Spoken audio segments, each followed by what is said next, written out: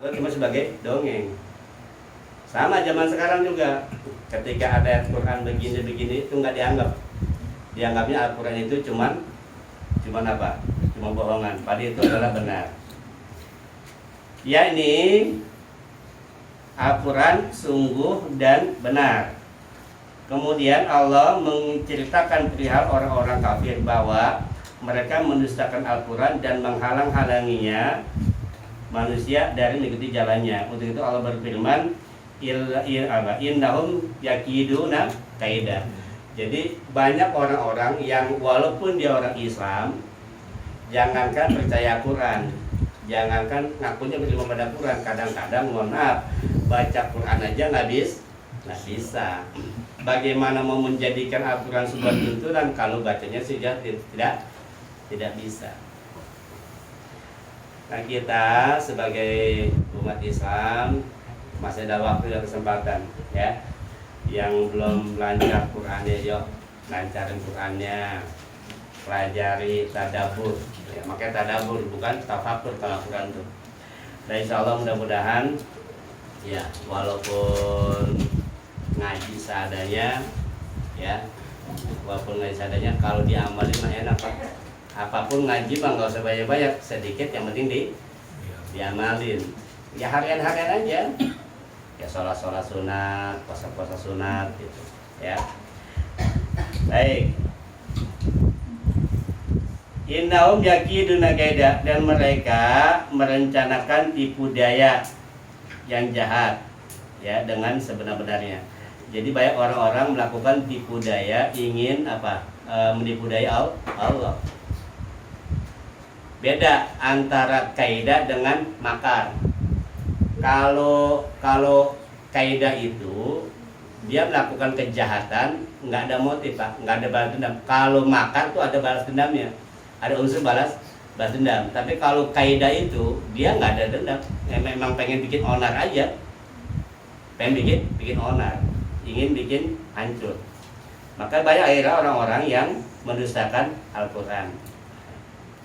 Famahilil kafirina amhilhum ruwaida. Karena itu maka tangguhkanlah orang-orang kafir itu. Nah, beruntunglah kita umat Nabi Muhammad.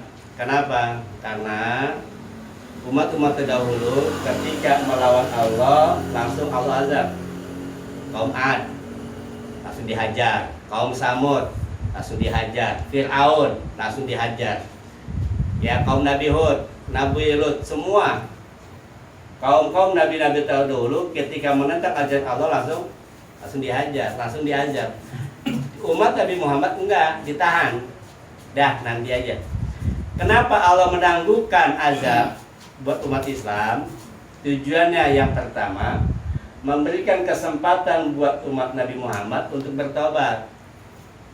Karena manusia memahalul khata wa nisyan, tepatnya salah dan lupa. Berbuat salah, tobat. Berbuat salah, tobat. Kapan tobat? Tobat jangan nunggu-nunggu. Tobat nanti akan berdosa lagi, maksiat lagi. Enggak gitu mikirnya. Kalau kita tobat nunggu-nunggu, emang yakin umur nyampe? Gitu kan? Nggak usah tobat lagi, nanti gak berdosa lagi. Jangan gitu mikir begini. Jangan habis tobat langsung mati. Kalau habis tobat langsung mati, kira-kira gimana? Masuk surga nggak? Masuk. Jadi jangan sampai kita nunda-nunda. Makanya Allah itu suka sama orang yang sering taubat. Kan kita baca tuh kalau habis wudu, bahasanya gimana, Bu? Doa wudu. Asyhadu an la ilaha illallah wahdahu la syarika lah wa asyhadu anna Muhammadan abduhu wa rasuluh. Allahumma ja'alni minat tawabina wa ja'alni minal mutatahhirin. Di situ menggunakan kata tawabin. Tawabin itu artinya orang yang sering taubat. Jadi nggak sekali, ulang lagi. Namanya manusia memang tempatnya salah tobat. Itu yang Allah suka. Jangan ditumpuk-tumpuk. Justru biasanya dosa kecil itu kalau dianggap sepele nanti akan menjadi besar. Orang kalau dosanya sudah banyak, insya Allah hidupnya pasti gelisah, susah, ya, susah. Kenapa? Karena seringkali masalah itu datang akibat dosa-dosa manusia. Kemudian kata Allah terakhir dalam ayatnya, fama hilil kafirina amilum luwaida, yaitu akan ditangguhkan neraka itu. Sampai kapan? Ya sampai datang kiamat. Sampai datang hari kiamat. Nah, sekarang itu kadang-kadang kita mah udah berasa, Pak. Kata Allah Subhanahu wa taala, ketika kita banyak masalah, banyak banyak persoalan hidup, apa yang perlu dilakukan pertama? Kata Allah Subhanahu wa taala, wasari'u ila magfiratin mir rabbikum.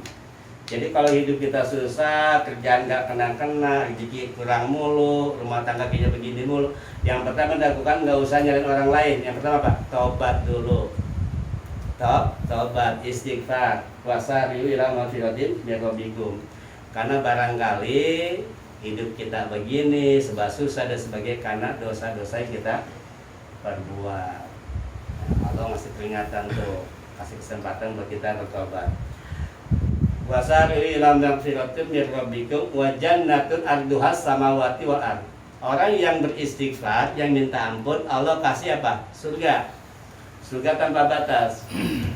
Surga tanpa batas di ayat Quran ini, jangan kita berpikir akan dapatkan surga yang nanti, yang setelah kita meninggal dunia. Itu ada betulnya, cuma maksudnya kita harus persepsi lain. Ini maksud surga tanpa batas pada ayat ini adalah kalau kamu beristighfar, maka kamu akan diselesaikan masalahnya apapun. Kenapa? Surga apa sih surga? Surga itu adalah sesuatu suasana yang kita inginkan. Itu namanya di surga. Ya, misalkan lagi di taman gitu kan, bapak habis nyumbang duit banyak nih, tender gede gitu kan, ngopi, hidup serasa di surga. Coba kalau udahnya jualan susah, utang banyak, diomelin teman, dimarahin bos, hidup di kayak di neraka. Nah sama, ketika kita beristighfar pada Allah, maka Allah akan kasih surga tuh. Yang sakit, surganya sakit apa? Sembuh. Surganya hutang apa? Lunas. Betul nggak? Surganya sempit? Luas. Nah makanya kita ketika hidup lagi sempit, sumpah, sumuk, gitu kan, duit kagak ada, udah buru-buru istighfar. Insya Allah Allah kasih. Karena kita nggak sadar itu karena dosa-dosa kita. Kadang salah dosa kita sama anak. Jangan salah Pak. Yang sekarang durhaka itu bukan anak kepada orang tua, justru yang kadang itu durhaka orang tua kepada anak. Kan banyak kasus kejadian tuh. Bocah anteng di kamar main handphone. Nggak tahu dia chattingan sama temannya. Dia curhat semua tuh masalah rumah tangga dia. Bapaknya begini, emaknya begini. Kenapa? Karena nggak pernah dipantau. Anak kering dari kasih sayang orang tua. Begitu anak protes, kita ngomong-ngomong, ngelawan orang tua, durhaka orang tua. Nah, dia sebabnya apa? Ternyata kitanya juga terlalu sibuk dengan diri sendiri. Akhirnya apa? Anak yang jadi korban. Ya pembunuhan kemarin tuh, bocah SMP yang bunuh bapaknya kan, sama kakeknya. Mau dibilang, ya mudah-mudahan keluarga kita sih Allah lindungi ya. Allah lindungi keluarga kita, anak kita anak yang soleh, kemudian juga apapun yang kita inginkan Allah ridhoi. Baik sampai sini ada mau tanya dulu nggak?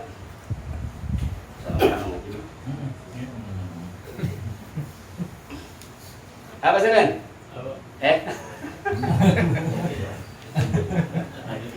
Bu, ada mau ditanyain Bu? Ustaz, Ya. kalau tadi kan durhaka sama anak. Ya. Nah, kalau suami ada durhaka ke istri juga nggak sih? Ini kan kebetulan nih Ustaz. Jadi ada semua pasangannya. Mumpung ya. Iya, itu maksudnya. Ya, Medi tadi kata Medi. Ada kan, Pak? Iya. Pesan saya tuh Pak. Pesan saya Medi kan. Jadi kayaknya pertanyaannya mewakili bapak apa nih Bu? Mungkin tutup kuping. Biar jelas. Ya, ini kadang-kadang mohon maaf ya, kita suka salah pakai dalil Pak. Iya. Gitu kan suka pakai dalil. Kadang kita sebagai laki-laki bilang lu harus nurut sama laki Gitu. karena segala di bawah kaki gue kan gitu kan. Gitu,